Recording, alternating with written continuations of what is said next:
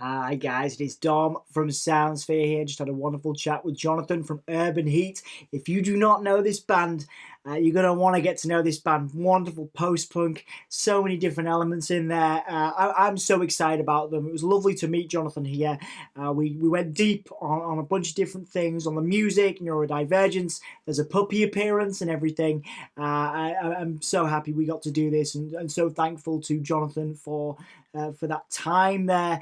And yeah, definitely get excited because there's some new material coming from Urban Heat, and there's lots to go back on as well, the Wellness EP and things like that. So go and check them out if you haven't done so. And thank you so much for your support of this channel as we continue to do these interviews and bring this content to you. Thank you. It means a lot. I've said thank you, but yeah, so I'll change it up. Cheers. We'll see you soon. Thanks a lot. I said it again. Bye.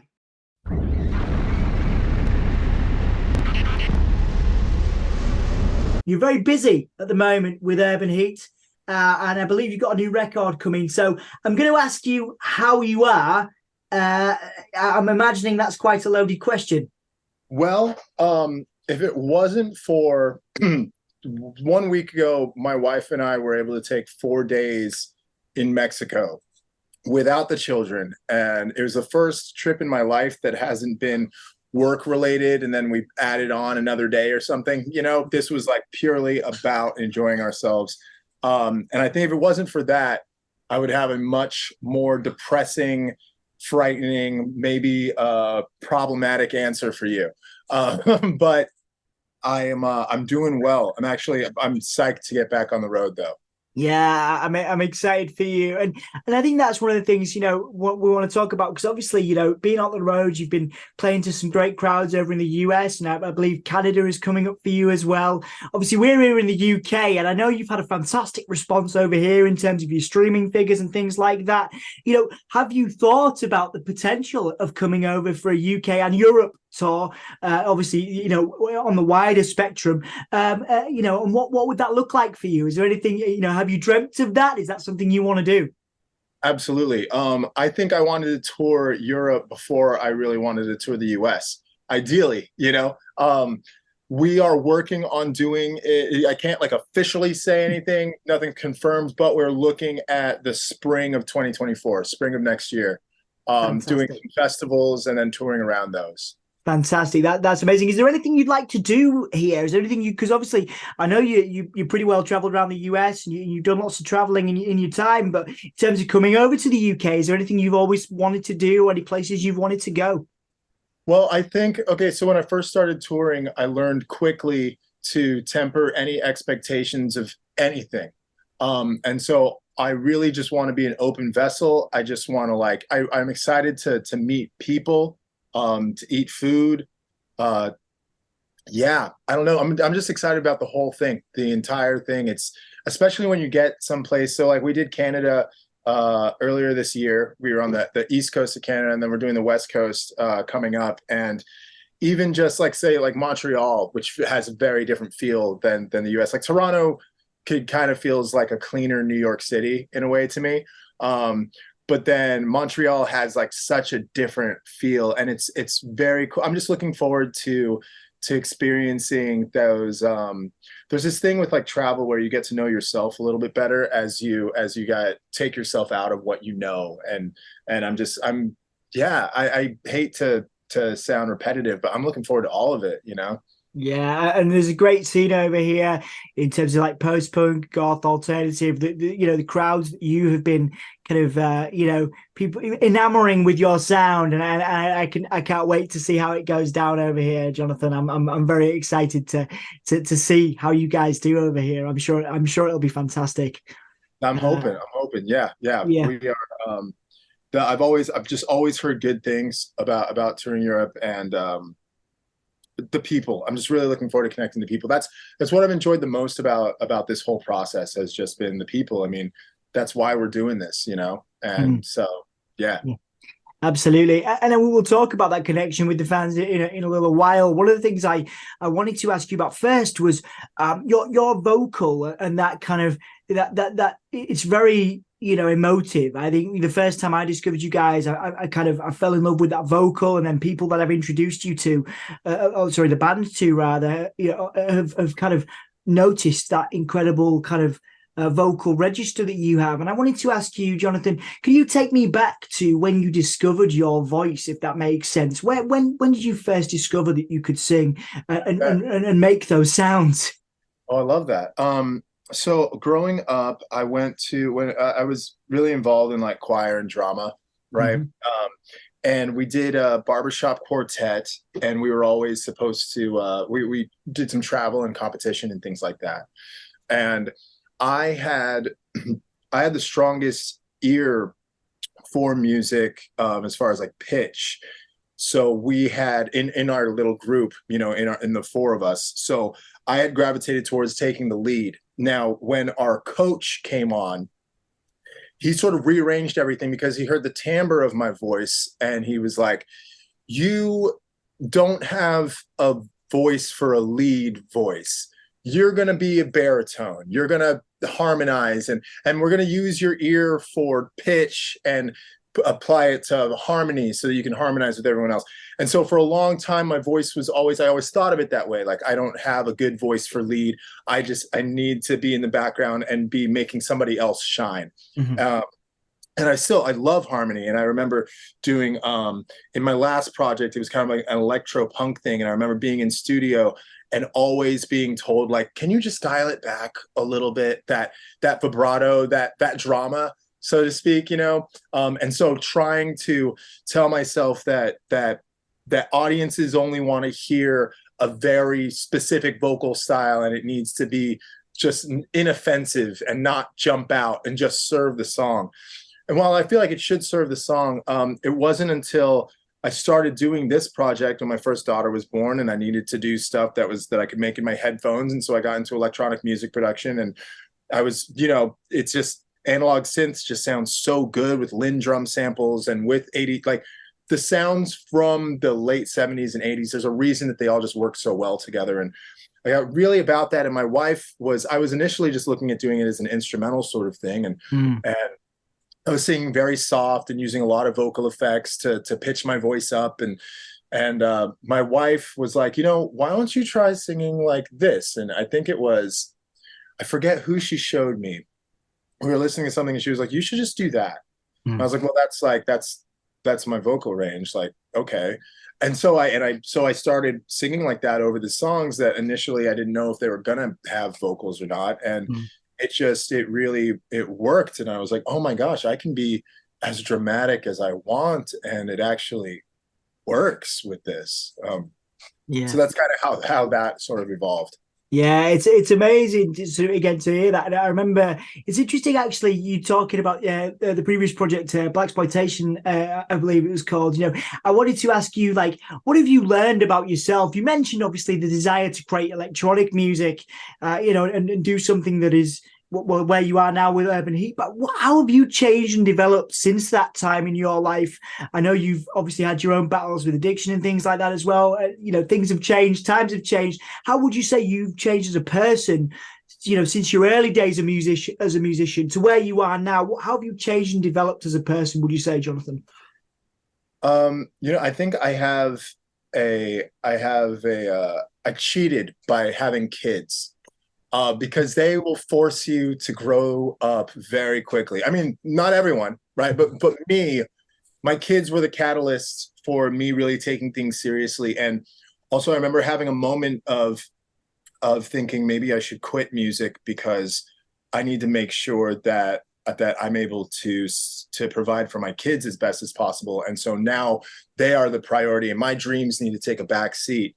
And I realized that by leading through example, I don't want to teach my kids that you have to give up on your dreams and accept some normal existence. I'm going to show them by example that, like, you can crush this. Like, if you work hard enough and you treat people right, and you just, so I remember talking to I went to a show the other night, and some of my friends, like, they still party and do stuff like that. And And I was talking with one of the people on our team about, where they are in their path. They were saying like, man, I'm worried about them because they're just, they're burning out. And I was like, they're on a different point in their path. Mm.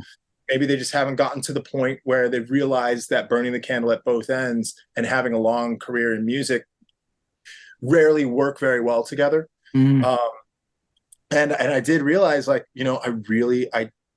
I have I have an advantage by having these kids because the person we were talking about, they don't have kids. So it was like, yeah, like if I didn't have kids, I would still I don't know if I'd be alive, honestly. Like they Mm. saved my life. So Mm. I think that's, as far as a person, I think I've evolved a lot in that way. Musically, I think man, I'm just having the time of my life. And like this new record that we just finished, we're still doing little tweaks on the mixes, and then we're gonna get it mastered. And just seeing, I'm I impressed myself with this thing. I really was like, Awesome. I'm really like, I'm just excited to see what the future has for myself as a songwriter and for this band, and where we go with this. Hopefully it lands with people. And if it doesn't, I mean, at the end of the day, it's about making work that you are proud of and that you feel has that you're pushing yourself. And I really feel like we've done that. And hopefully our fan base comes along with us for the ride. Yeah, yeah, that's an interesting point because I believe you described in another interview you talked about the previous stuff, wellness, the EP, the EP, that record, as therapy for other people, whereas this is therapy for you. I quite like that quote, and I wonder, again, this new record. I know you've brought some new elements into it. I believe there's a live drummer, or things like that on it. So how do you feel about it? What can you tell me about it? It's not. I know it's not done. I know you finished tracking it, but that excitement, I could see it. On the other end of a screen, digitally, I could see that excitement, Jonathan. It's great. So tell me whatever you can tell me Yeah, about this new record. I think I've taken more of the influences of music that I grew up with, Mm. that I haven't heard really blended with the sort of goth adjacent genre very much, and kind of mixing it together in a way that I hope makes sense. Mm. Um, we've took a lot of carte blanche with where we're going with songs and where the breakdowns sort of go. We did add the live drummer. There's a lot more guitar on this record than previously. It's yeah. What I want to do is, I think that we as a band in our sound, I think a lot of bands that have sort of like a dark sort of synthy sound, we get kind of put within this umbrella of the goth sort of subculture, right? Which is super awesome. I wear black. I love coffin iconography. Like I'm with it, right? At the same time, I think that creatively, I think that there's so much more that we can do while still staying centered in dark music and within synth music. And I think that there's other places that we can go. And I'd really like to, I mean, best case scenario is, there's bands and younger players who hear this and get inspired to sort of blend in more of their influences, because like, of course I love dark wave and I love post punk, but I also love like post rock, and I love um metal. So it's like taking in these moments and like hip hop, and just kind of trying to blend it all together in a way that's still very sincerely us, Mm. not contrived, but more of like, we're painters, and like, let's look at our palettes and let's see how we can serve the songs the best. I think the record goes a lot of different places. Every song kind of goes into a whole nother sonic direction. But I think I think that my voice helps to sort of bring everything into one place. It's still very obviously Urban Heat, at least to me, I hope. Mm. Um, and are just sort of the songwriting, the way that we take our views on the world and how we've grown, and we try to put that into lyrics, and Mm. try to as my life becomes stranger, I want to still be able to make things that are relatable. And so I think we've blended it well. I'm just excited about it. I could probably just like ramble about it for a long time, but like there are big moments. There are really big moments, and I love that. I love the drama of it, and I just want to be big and dramatic and emotive, and I want the audience to feel that. I think this is the first time that, okay, I'm rambling. The last thing I'll say Feel about free. it, No, go for it. It's fine. I think as artists, or myself, I've always tried to capture or have the sound through the recordings kind of be a good representation of what it feels like live. Yes. I think that's kind of our constant sort of like back and forth on like that, right? Mm. Um, and this is the first time in my life where I feel like this record sounds like we feel Mm. live. Mm. Mm, that's I love that, and that feeling live. I'm going to touch on in a minute. I've got about 5 or 6 more questions for you, Jonathan. And Right? one of the things that I did want to, you mentioned there, you feel like painters, and one of the things I've really loved about Urban Heat is your visual aspect. Now, this can go. I hope this sounds how I mean it to sound. You all look very cool. You're a cool looking band. The videos look cool, and I wonder how much effort, Jonathan, do you and the other members of the band put into that visual aspect? How big an element of Urban Heat is that visual? What does that mean to you? How important is that visual aspect? Yeah. It's definitely intentional. Every part of this is thought out, right? Has been intentional. I think that I don't think I understood how much of an impact it would make, though. I remember 2 years ago, South by 2 years ago, when the first time that I was like, you know what, we're gonna go out in all black, Mm, mm, right? It was during South by Southwest 2 years ago, and I remember the feeling of like that was the first. Like we'd already been playing for a couple of years, and we'd done some shows and stuff. The pandemic had shut us down. We were just starting to gig again, and that was when I felt like Urban Heat was really formed, was a real band, was the first time that we went on stage together in all black. I think I had like some sheer mesh thing, and it was just like, oh, like this is a band, right? It just meshed, it just felt right. And then so we've experimented with, we're from Texas, and so we'll do kind of a southern sort of like a southern gothic thing. So like we all have our Stetson hats and like our cowboy boots, and like, but we do it in like trying to do it in a way that like is contrived, but it's, or not contrived, but like is dramatic and intentional, but still very much us mm.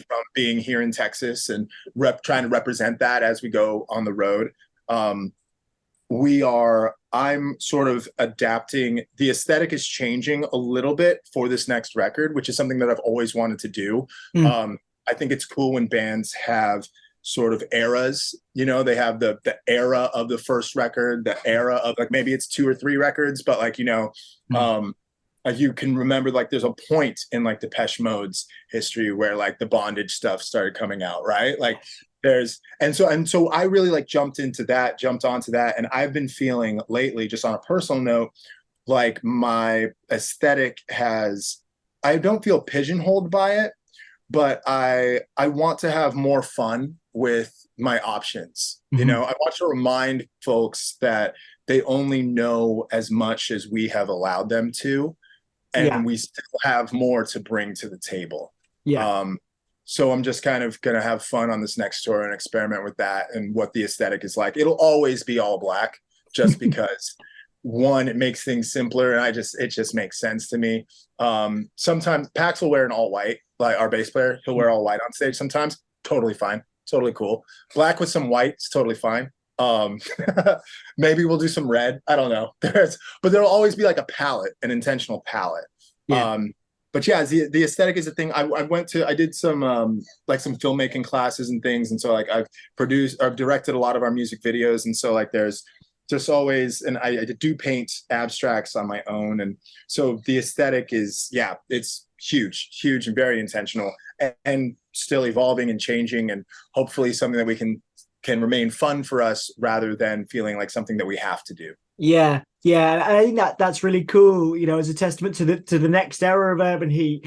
Just wanted to go back, a minute to again to I guess wellness and that era of Urban Heat, as it were, and what you were feeling then when you put out, have you ever? What one of the things that I've noticed is that you've gone back to that track. You've obviously released the Q Lazarus cover recently, but have you ever, and that kind of wellness era seems to be something you guys are very proud of. It's not often you see a band go back and reinterpret, singles and kind of, again, do that, that beautiful piano version you've just done. What was, I'm trying to think of the best way to ask this.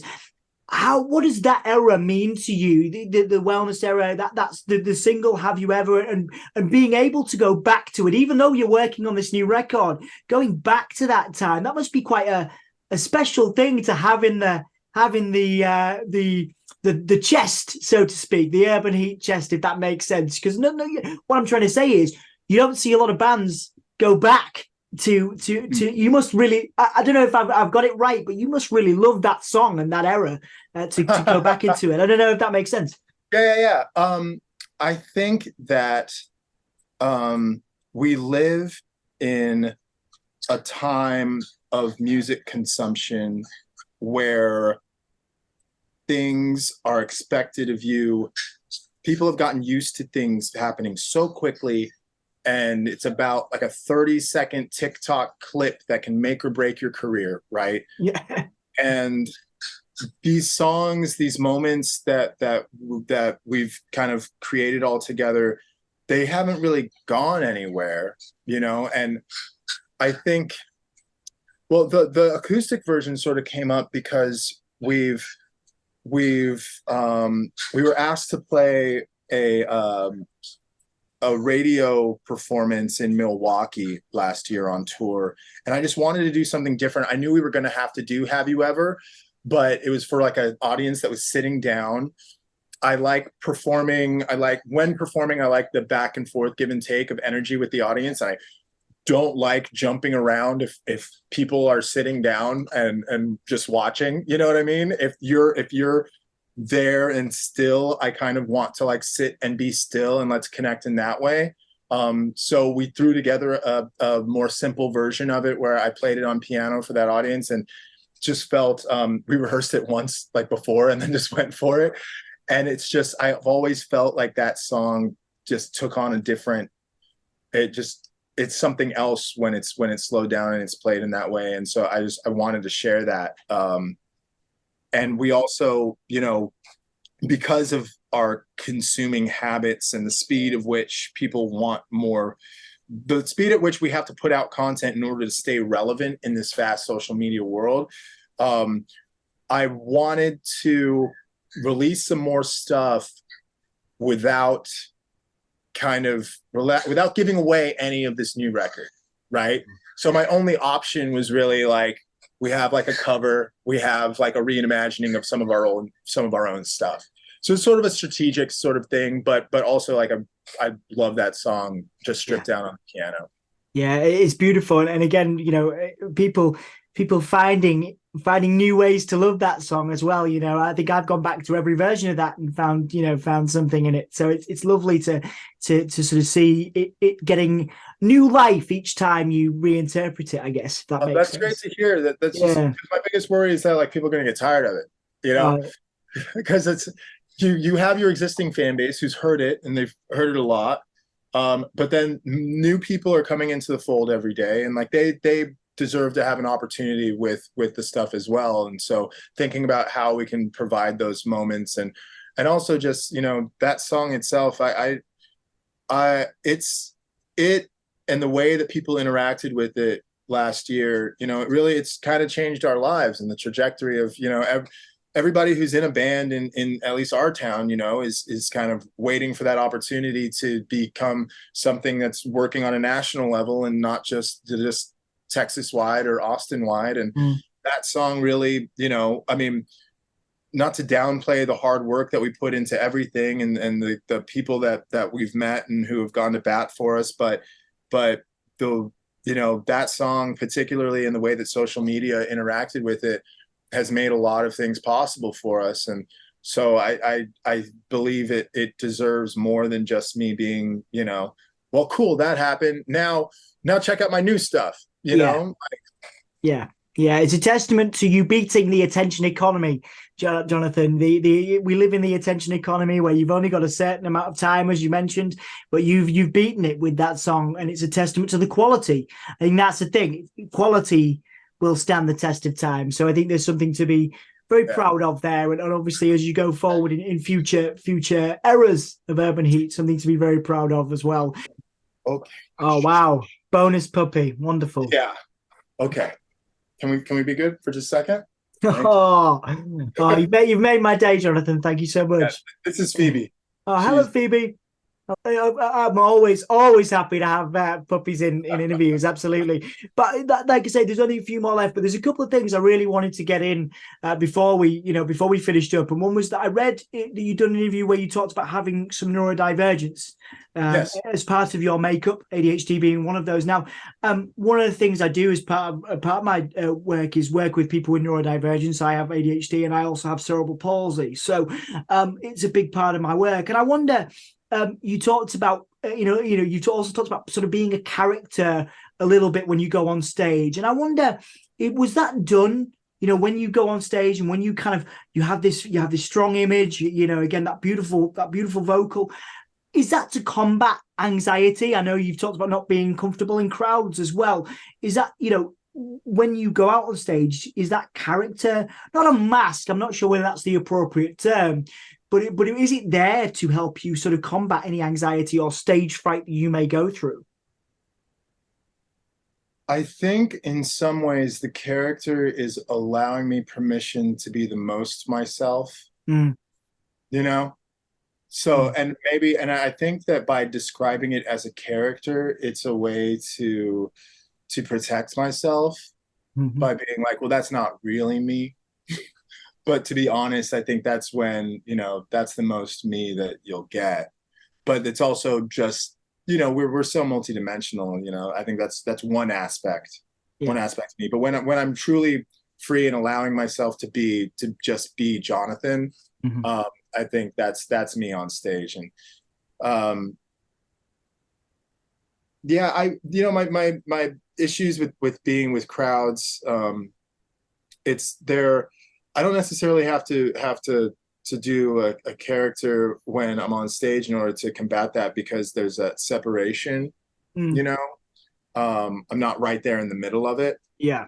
Um, and it's getting, I think, all things with sort of with practice, and I have tools, to afterwards when we're doing meet and greets and talking to people, I'm able to be patient with myself, and like when I do need a break to run away for a second and center myself and come back to interact with folks. And a lot of folks just want, they just want a photo, like a smiling photo and stuff, and just like a hug. Mm. And so, but it can get a little, can become much. But then at the same time, it's like, just remembering to be grateful for that, because how many artists wish that folks wanted to take photos with them, or that they'd get recognized out, like That's true. I'm just in such an incredible position right now, and just want to just always stay thankful for that, Yeah. and at the same time doing what I need for myself, so that all the pressures of it don't become so much that I have, some sort of episode or issue, because those definitely still happen, where I lose my shit, and I get just overstimulated, and Mm. kind of have a freak out moment. But luckily the guys in the band are the only ones that ever see that. Mm. Yeah, it sounds like you've got a good support network with your family and again those bandmates. So I suppose from certainly my understanding, having that support network and of course your wonderful puppy there, having that support network is important as well. Absolutely. Yeah. Absolutely. Yeah. Okay. And thank you very much for giving me, that insight into your life as well. Well, I know that you act as well, and you have acted in the past. Obviously, you've got this new record on the way, and you've got the kids and the puppy and stuff. I did want to briefly ask you what a typical day in your life is like. I'm not sure there is a typical one. What is a day today like? Like for you, Yeah. Jonathan? There is no typical day. But so it's funny you asked me about acting. I hadn't acted in a while, and then I worked on a film last week because I was just in town long enough to play a small character in an independent film, which was really, really fun. I love when I get to do stuff like that. And that day consisted of, I'm going to describe that one because that sounds like a way cooler day. I wake up around 5 and get to the gym. I come home, help get the kids ready. I went on to set until about 1 p.m., I think. Then I'll eat and take like a 30-minute nap. Then I worked on some day job stuff because I do still work for a nonprofit, doing some graphic work and producing our podcast. So I had some work like that. I think I had like a Zoom call with some folks. Might have been actually, no, I had a phone call with a promoter from a club in Houston. So we like chat a little bit about some shows that might happen next year. And then I wish I would cook more at home. Once the kids are down, try to have some one-on-one time with my wife, and then get to sleep. Yeah, those are my days at home. It normally consists of a couple hours of working on band stuff and social media stuff somewhere in there. Couple hours of working on just the work that I've just got to get done. And then just trying to sleep and eat and take care of my body and mind. Absolutely. It's some good notes in there. And I feel like, maybe give yourself a break for not cooking so much if you've got that chaotic schedule, Jonathan. But thank you for that insight. It is time for the plugging questions. The first one is, obviously we are in the UK. We love the fact you're going to be coming over here. Certainly, I'm excited to see it. Do you have a message for any people that have discovered you, have yet to discover you, and people that do support your work in the UK and will continue to do that for many years? Fingers crossed. Oh, any message for them? Yes. I hope to see you soon. There you go. That works. Absolutely. And the last one, Jonathan, is I'm going to hand it over to you. Have I done my job properly? Is there anything that I have missed that you would like to plug before we finish up today? I wish that I knew when we're still ironing out the contract with the record label that's going to be putting out the new record. I wish I could announce who it is and when we're going to be releasing the first song. Hopefully that's soon. We're doing a headlining tour headlining in the US in November and December. So any dates that we're not hitting on this next week when we go out, we're going to try to hit those cities the next time out. As far as you, my friend, you and doing your homework on checking out other interviews is so freaking appreciated. It's so great to talk to someone who wants to take the conversation, who recognizes the context of everything and wants to take the conversation forward, and ask extra questions about other things that you've read versus rehashing all the same stuff that I've said so many times before. I really, really appreciate it. Thank you. It's an absolute pleasure, Jonathan, and thank you so much for taking so much time out of your day today for me. And I can't wait to do this again soon. I really appreciate it. Thank you so much. Word, yeah, let's do it soon. I'd love to talk to you again let's do some more cool stuff. Absolutely, man. Absolutely.